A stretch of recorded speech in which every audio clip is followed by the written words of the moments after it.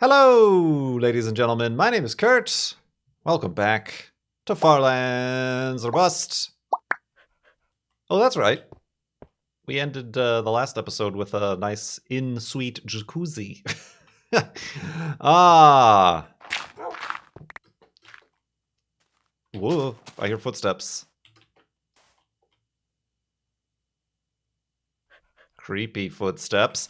But creepy footsteps aside, that's a cactus over there. This is episode 712 of Farlands or Busts. As we secured the hidey hole. That is not a cactus at all. That was just a block of dirt. I need to get my eyeballs checked. Just pop them out, put them in the wash. This is episode 712 of Farlands or Busts for your Saturday, October 20th, 2018. Everybody on Twitch, say hello to YouTube. Everybody on YouTube, say hello to Twitch, because this is an episode being recorded live before that Twitch audience here. Kind of mixed it up a little bit today, too. I usually, if I'm going to record a Farlands or Bust, I'll do that first, and then switch to whatever other game I'm going to stream. But we streamed some No Man's Sky for like 2 or 3 hours, and then switched to the Farlandsky, or Busky. So that's what we're doing to close out the stream. A little bit of a switcheroo, if you will. There's the creeper. I knew it. My creeper senses were tingling. I knew it. That cactus just grew. It's a whole bunch of fun and excitement to be had here in Farlands or Bust. Like I said, episode 712. Would you look at that? Over at farlandsorbust.com, we raised $18,888.88 for Direct Relief charity. That's what we're raising money for this season, season 7 of the series, trying to raise $50,000. It's been a long time since we started this, so might have to adjust that, or I might have to, one of my other ideas is to, sure, we haven't reached the goal yet, but hold kind of a mid-season thrust. Let's not use that word again. Push, a mid-season push towards the goal of just like a flobathon, and then like during the flobathon, try to raise the remaining 25,000, whatever it is we have remaining to reach that $50,000 goal. And if we don't reach the $50,000 goal during the flobathon, no F3 for anybody. How cruel would that be? Cruel, I say. But you guys have been very generous. Regardless, like I said, $18,888.88 for Direct Relief charity.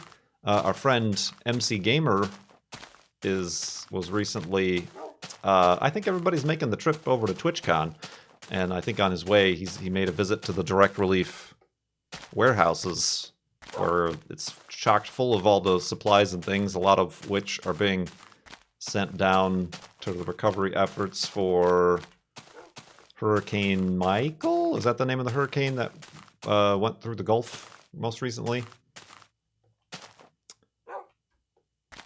So that's cool. Indeed. You know what else is cool?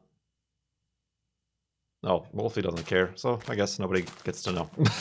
It's fine. It's fine. Whoa, my! It's fine. I was reminded prior to starting this episode that I tweeted.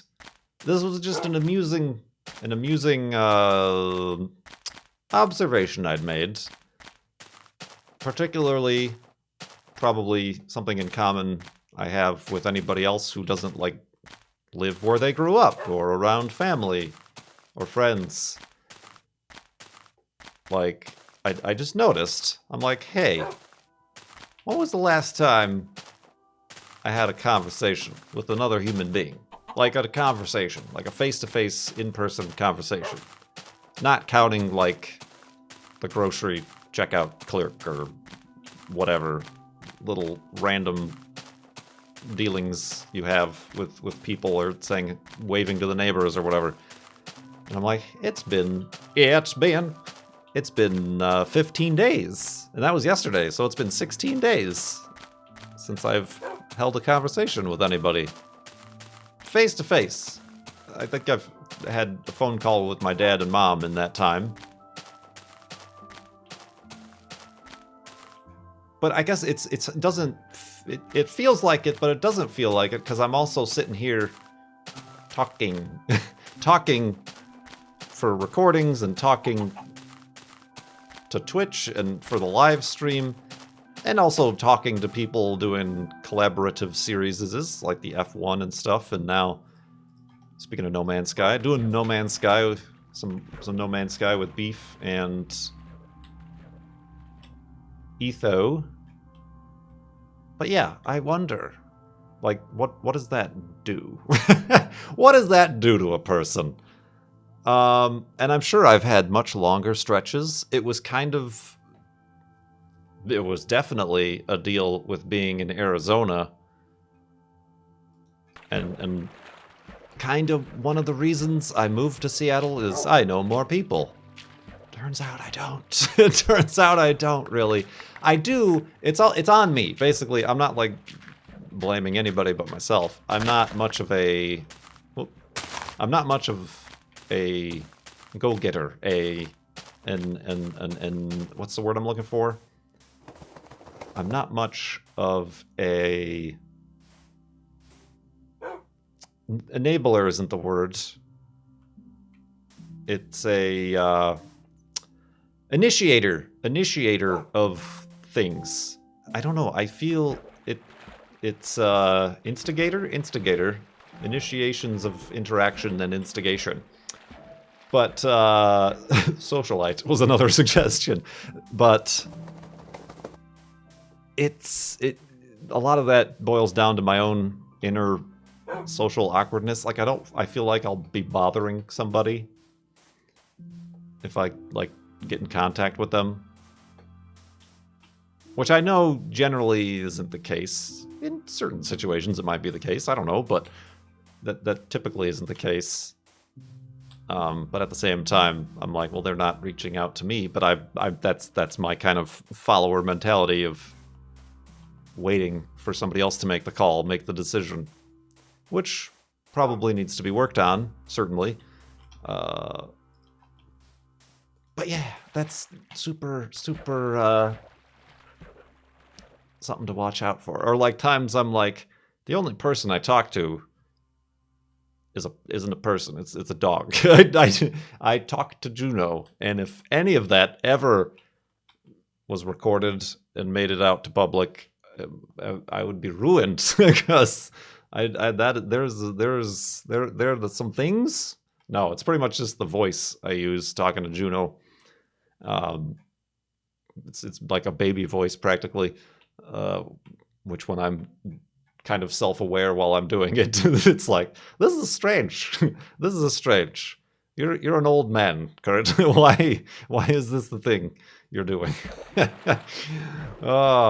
Juno has heard some things. But yeah, that's I don't know. It's just something I thought of, and I know probably, like I said, other people might experience it.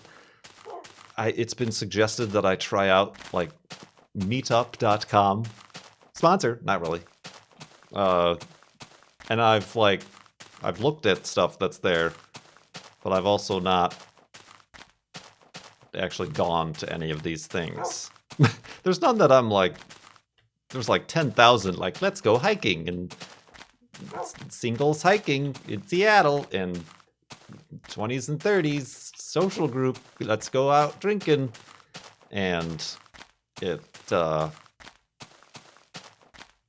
that's overwhelming, isn't it? That's super overwhelming. So yeah, I don't know. It was just a weird thing I thought of, so I decided to tweet it out, and not to like cause concern for my followers or anything. Whenever I tweet, just assume, unless it's with a significant amount of truth and passion, that it's mostly kind of just side-eyed one-line quips and being a jokester. But yeah, anyway, that's just an observation I made. Take it as you will. Probably should try to be proactive about such things as these. Proactive about your social health and stuff, things, people, words, talking, person. Yes. Woof. Woof indeed. Let's build this elevated hidey hole. Go to sleep. And where's the bed? There's the bed. Continue in the morning.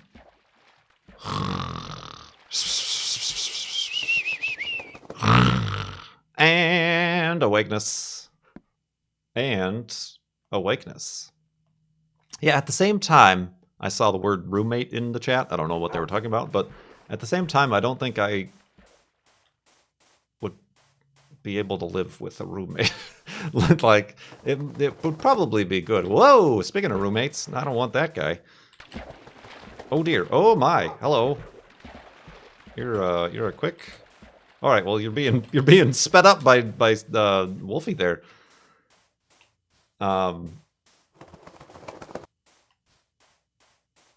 Yeah, I wouldn't. I don't know. It would be super nice, monetarily wise. Could actually like afford a standalone house with a bigger garage and a yard and stuff. But I don't know. It feels like I'm making, basically what I'm doing is making excuses and complaints about both scenarios. I am a strange noodle indeed. Watch it. Tiny house with a 10-car garage. Yes. Anyway, I didn't bring that up to depress anybody or make it seem bad or whatever, but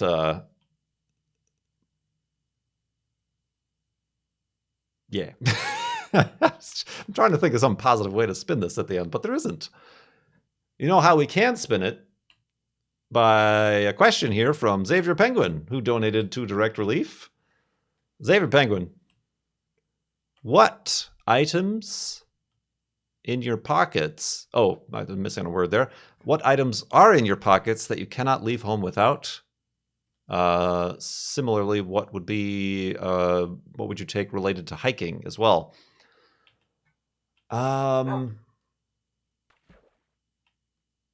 In my pockets when I leave the house. Wallet, clearly. Phone, of course.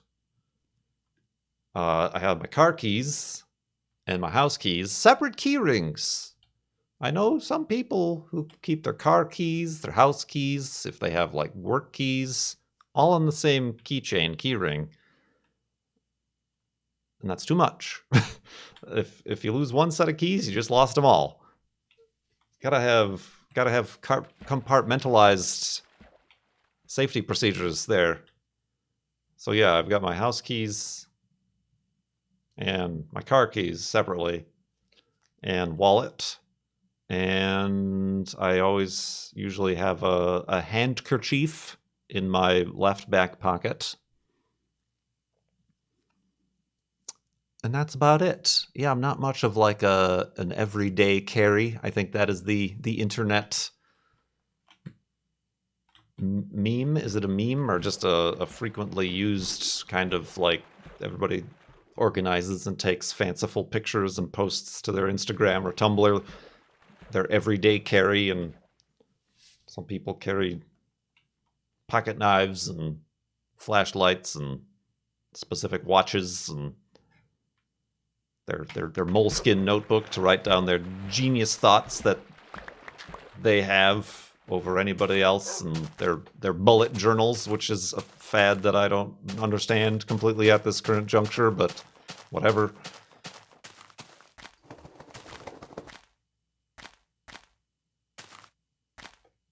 So yeah, when I'm hiking, in my backpack,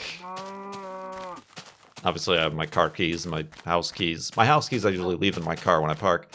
I have a flashlight, a compass, a utility knife, multi-tool doohickey. What else do I have? Flashlight. There's something else that I have in the backpack that I can't remember now. Obviously my phone. I always, even if it's like super nice, I bring like a extra layer or a waterproof rain jacket just in case. Towels. You'd be amazed how much you need towels on a hike to wipe the sweat from your brow or dry off your feet if you take a dip in a stream. Granola bars, food, whatever, and then Juno stuff if I'm bringing Juno along. No tents. I just go day hikes. I've never been backpacking or camping or anything. That would be a whole nother series of anxieties to bring up. Oh man. And obviously the backpack I have is a hydration backpack, so all my water's in there. Yeah. Torches, compass, shears, axe, shovel, pickaxe, bow and arrow, iron sword, preferably a diamond sword of spawn pointiness, but if it's too broken, then you leave it behind. So yeah, that's about it, really, that I carry around. Capybara Cosmonaut asked, what is the strangest gift you've ever received? From family or friends, or from a fan? I received some stuff from fans that super nice. Don't get me wrong, but just like kind of out of the blue. Like somebody gave me a shark tooth necklace at like the Minecon Orlando party. Out of the blue. Thanks. I think they were giving them like to everybody, or they made them or whatever. That was interesting. Trying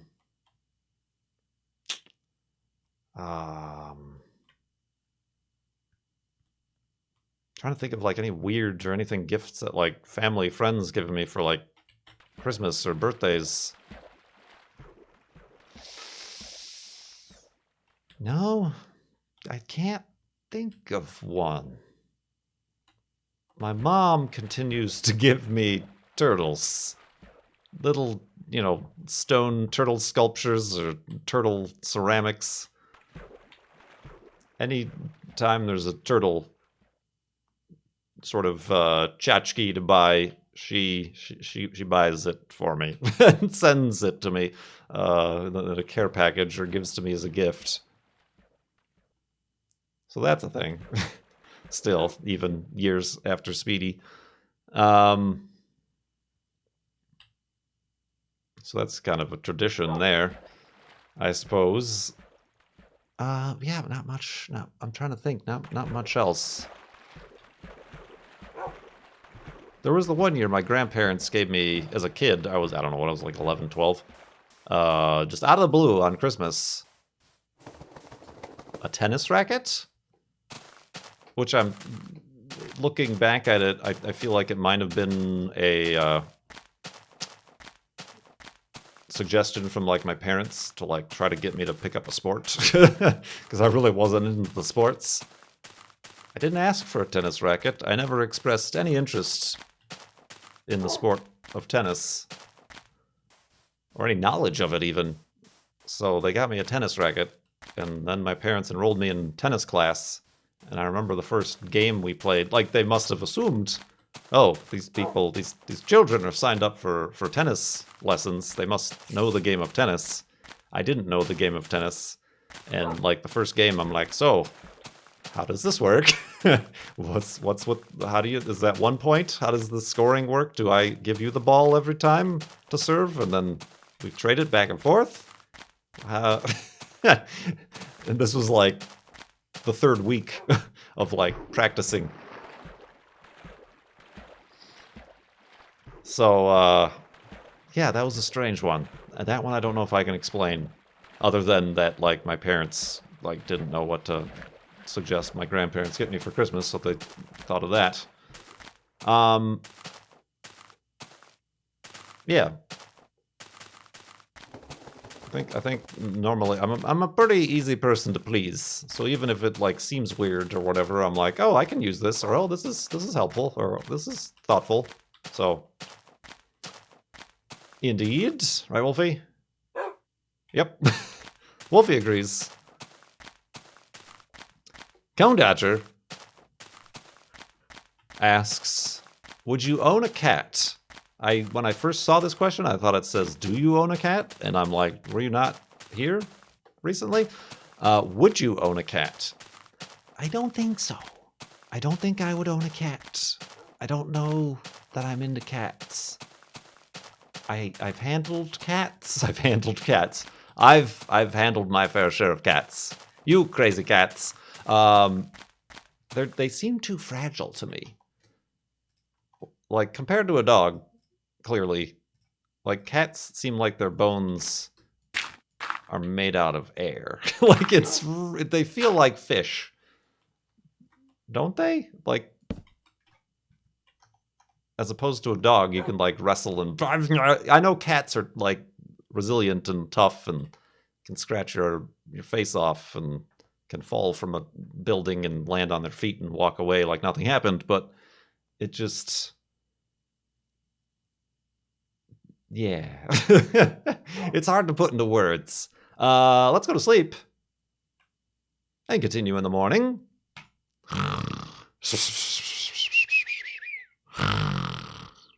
And a cat's nest. Indeed. So yeah, I don't know. I'm not like anti-cat. I have an aunt who is like fearful of cats. Like if there's a stray one outside, she'll freak out. My whole dad's side of the family, they never had any pets, never had any dogs or cats or anything. My dad, very anti-pet growing up.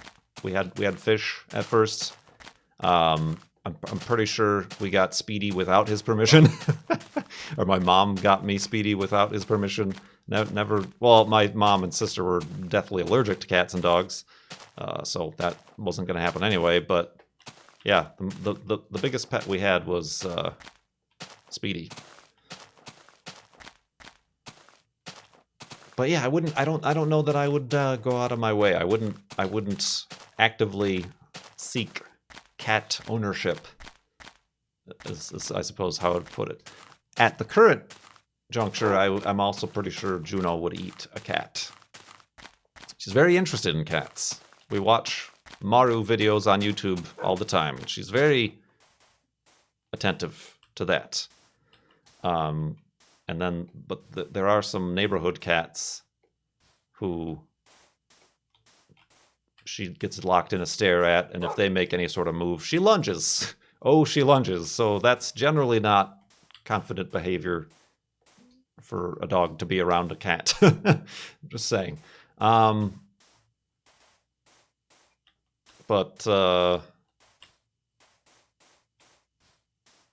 no, I don't know that I ever would. I mean, there's some cool looking There's cool looking cats. Y'all have some cool looking cats. And I suppose I see the appeal of cats. But I think you can put my you can put my money in the definitely a dog person camp. Which is strange, being as I never owned dogs growing up or really had much experience with dogs, because my mom and sister, like I said, were always allergic to dogs and stuff. So, yeah. This was the second time I went out hiking to the ice caves again. And this is the second time in Washington. We were leaving, and somebody had brought a cat to go hiking with a cat. And I'm very thankful that we had the dogs in the car, because that wouldn't have been great. So yeah, like there was a cat on a harness, and they were gonna go hiking with the cat. And I was hiking before. This was before I had Juno, and somebody walked by and they were hiking on the trail with their cat.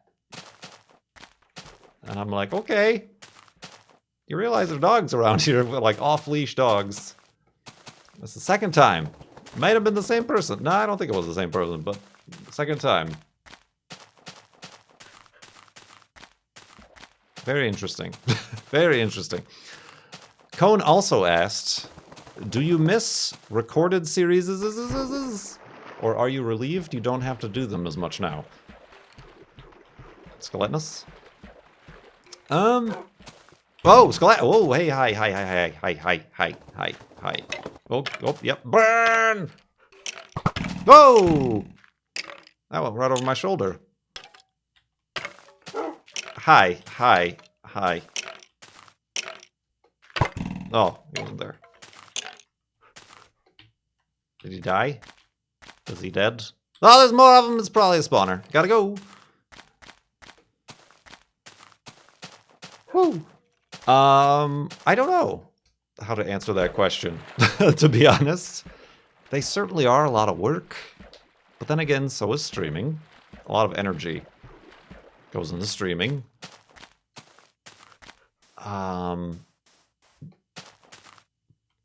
By saying I don't have to do them anymore, for those of you who aren't aware, it's just because it's not worth it to do them anymore, for the most part. As far as YouTube and views and income and whatever is concerned, streaming is the way to go. But I did enjoy like the editing aspect of it, and actually like taking the time and caring about like that like we just talked about that intro to season 4, season 5, season 4, where I invoked the hidey hole paradox. That whole sequence of going into the TARDIS and making the invisible TARDIS appear and like doing a crazy special effect with that. It really wasn't a special effect, it was just a fade. And then like doing the whole music and sequence and like that was really fun. Or editing something like the video of the Hunter that I did with Pungence and BOO and Corrales, like, you know, having 2 hours of footage and chopping it down to half an hour of all like the best funny parts. Like that was fun, and having an end result that is pleasing is fun. But it was also like, here's 5 hours of work for a 30-minute video that you're gonna weep when you calculate the hourly pay you got for it with the ad revenue. So yeah, I don't know. That was tough. That's tough to say. TBH. I think doing Far Lands or Bust certainly has prepared me a lot better for the unedited type of video, to the point where I resist editing videos, which I think we started this stream talking about how I would not be playing No Man's Sky if it was a recorded series, or just if I was by myself playing a video game. But the fact that it is just a lot of downtime and just boringness makes for good stream material. And I wonder if I had been playing Kerbal Space Program as a streaming game instead of as a YouTube game, if I would have still been playing it, or if I would have enjoyed it a lot more as it changed. Because as a YouTube game, there's a lot of downtime building the rockets, and then, you know, you spend 2 hours doing this, and then it fails, and then, like, it feels bad because you don't have anything to show for it for your video that you're trying to edit and get out, you know. It was getting frustrated like that. So yeah, I don't know. There's a whole kind of way to look at those things. But I'm alright. There's still a lot of work I need to do to be an actual good streamer. Schedules, consistency, playing more than one game. Oh, man. Thank you very much, Cone, for your donation and those questions. Topics. Kuzan Films, who's here watching their first live Farlands or Bust stream, had a question in the chat. Have you ever gotten a massage? So you can go from not talking to anybody for 20 days in a row to getting touched by a stranger in very strange places. Have you ever gotten a massage? I've heard it can help relieve anxiety. Maybe you should try it. I have not. I have not gotten a massage. And again, that's one of those things that's like, ugh. Like, I can see the benefits. I don't get me wrong, I enjoy that sort of muscle relaxy stuff. But from somebody I know very well, perhaps not a complete stranger in a strange place that isn't my home. That's... yeah. I don't think I would like that. I don't think I would like that. Or at least, it would have to be like multiple appointments, I guess. Consultations. Because the first few times, I would be too anxious about all this icky anxiety stuff that I wouldn't be able to enjoy it. Right?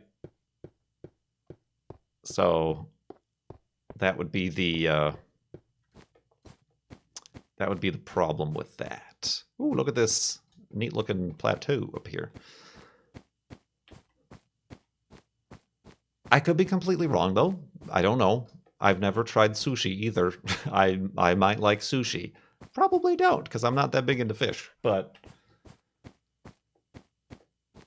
let's get one of those big massage chairs from Sharper Image that they have at malls.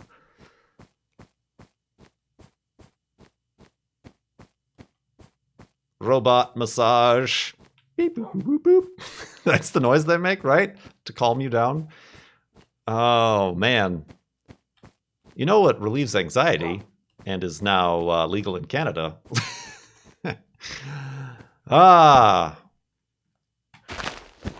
I'm talking about Kinder eggs, guys. What do you think I'm talking about?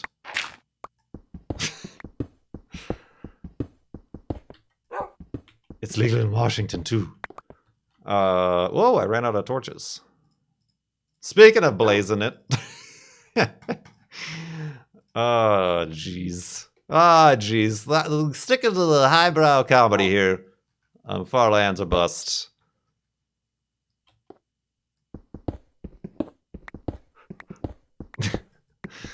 Indeed.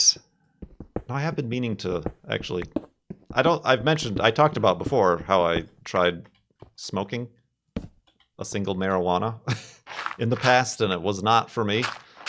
The other ways, the edible ways, I'm curious about. But again, that would require me to go into a strange place and interact with people I do not know to purchase a product about which I am unaware. So it's the I'm not the instigator. I'm not the initiator. In any situations. At the masseuse, at the dispensary, in personal interactions.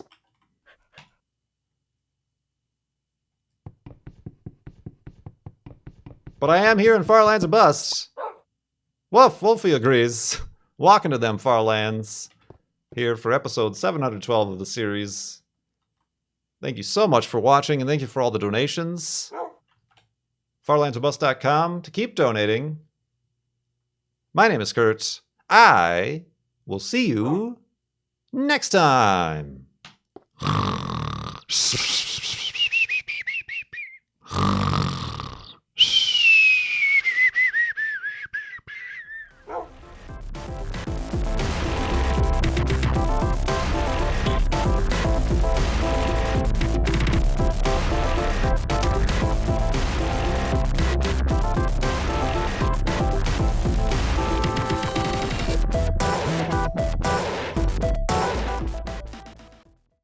robot massage.